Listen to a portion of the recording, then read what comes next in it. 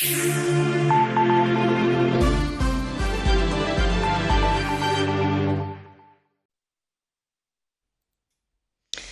à tous, bienvenue sur Grand Lille TV. On fait tout de suite le tour de l'actualité près de chez vous et notamment la manifestation contre la loi travail. Mais avant, un mot sur votre météo.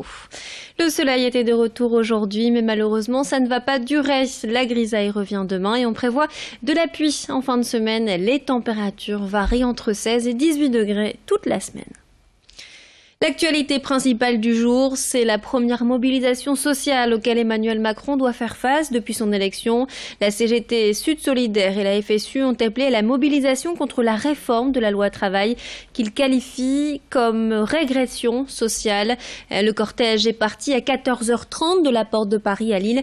Il rassemble l'ensemble des manifestants du Nord et du Pas-de-Calais. Au sein du cortège, des cheminots, enseignants territoriaux ou encore agents de Pôle emploi, ainsi que des salariés du secteur privé et indépendant. Des manifestations avaient également lieu à Béthune, Calais, Douai et Valenciennes ce matin pour permettre aux manifestants de rejoindre Lille dans l'après-midi. Alexis Tessier et Vincent Vieillard étaient dans le cortège en début d'après-midi et ont interviewé Adrien Quatennens, l'un des leaders de la France Insoumise. On écoute. Dernière question, vous l'avez dit, donc c'est pas vous les fainéants, c'est Emmanuel Macron. Ah bah de fait, si vous voulez, moi, plus j'observe cette petite phrase d'Emmanuel Macron et surtout la tonalité avec laquelle il l'a dite, d'abord je considère que c'est une démonstration de cynisme, ce qu'il a fait en tant que tel. Et puis oui, je veux dire, il y a une fainéantise intellectuelle à poursuivre des politiques qui sont les mêmes. Il y a une continuité profonde. Et finalement, ce qu'explique le déclin d'Emmanuel Macron, c'est que ça se voit plus vite que les politiques qu'il mène ne renouvellent rien. Bien sûr, le casting a changé, les costumes aussi. Mais le scénario reste inlassablement le même. Et donc, les mêmes politiques pour les mêmes effets. Donc oui, clairement, du cynisme, ça vient de son camp, la fainéantise aussi. Puis s'il y a un camp extrême, bien c'est l'extrême marché, l'extrême libéralisme qu'il incarne parfaitement. Un drame s'est produit ce lundi chez nos voisins belges. Le maire de Moucron, Alfred Caden, âgé de 71 ans, a été retrouvé égorgé dans un des cimetières de sa ville. D'après le procureur du roi de Mons, un suspect aurait été arrêté. Il s'agit d'un jeune homme de 18 ans qui aurait agi ainsi pour venger son père, un ancien employé communal licencié par la ville et qui s'est suicidé en 2015. Alfred Caden était bourgmestre, l'appellation pour dire maire en Belgique depuis 2016. L'homme était très aimé des habitants de Moucron. Je vous propose d'écouter leur réaction au micro d'Alexis Tessier qui s'est rendu sur place ce matin. Le choc est grand pour les Moucronois à l'annonce de la mort de leur bourgmestre Alfred Caden, 71 ans, retrouvé mort ce lundi soir dans le cimetière de la ville. Plusieurs messages ont été disséminés dans la ville, des messages de soutien, des messages d'affection, de condoléances, accompagnés en général de peluches ou de fleurs. Nous sommes ici devant le centre administratif. À l'intérieur, un livre de condoléances a été installé et ils sont plus d'une dizaine de Moucronois à faire la queue pour pouvoir laisser un mot, un message en hommage à leur bourgmestre. Un bourgmestre qui était apprécié de tous. L'émotion était palpable dans les rues de la ville ce matin. Il n'y a pas de mots. Il n'y a pas de mots pour avoir fait cet acte, je ne comprends pas. On est sous le choc, on est atterré, c'est horrible ce qui s'est passé. On ne comprend pas pourquoi, parce que de toute façon il ne méritait pas ça. C'était un homme très bon, très... C'était notre voisin, j'habite dans le même quartier. Et mon épouse a toujours habité en face. Elle a joué avec, elle a fait ses études avec.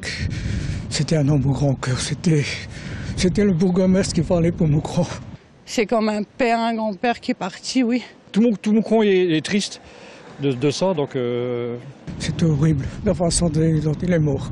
Il aidait tout le monde, il avait le cœur sur la main. C'est pas possible, c'est affreux, quoi. C'est une grosse perte pour Moucron. C'était plus qu'un bourgmestre, c'était un ami. L'équipe de France de Coupe Davis est arrivée à Lille hier soir. Les hommes de Yannick Noah joueront la demi-finale de la compétition face à la Serbie de vendredi à dimanche dans le stade Pierre-Mauroy. Cyril Fremin de Delta FM a assisté à la conférence de presse donnée par l'équipe de France ce matin. On écoute tout de suite le résumé de cette conférence.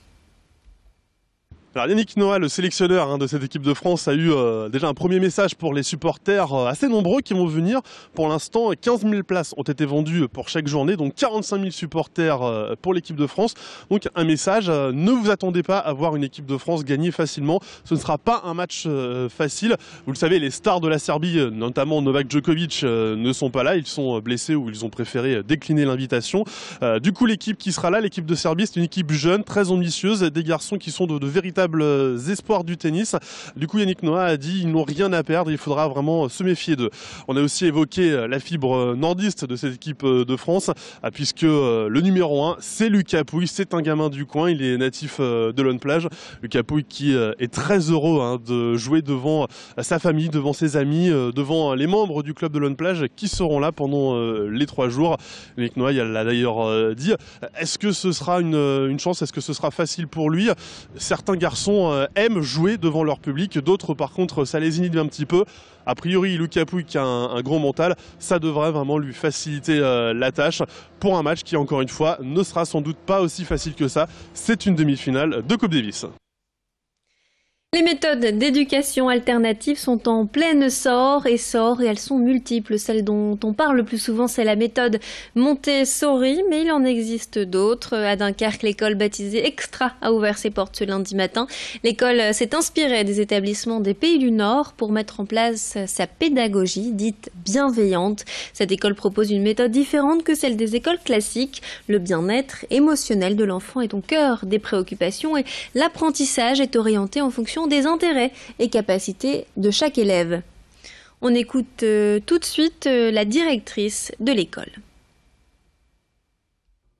Donc dans cette école, nous avons 4 cycles, c'est-à-dire que nous accueillons les enfants de la maternelle jusqu'au collège et ils sont répartis dans 2 classes, dans une première classe de cycle 1 et de cycle 2, donc qui va de la maternelle de la petite section jusqu'au CE2 et ensuite cycle 3 et 4, donc du CM1 jusqu'à la 3e. La proposition que l'on fait, donc c'est la proposition que l'on a choisie ici pour cette école, c'est de partir sur un projet pédagogique qui est sur 3 piliers. Donc le premier pilier, c'est de faire des apprentissages au prisme des intelligences multiples.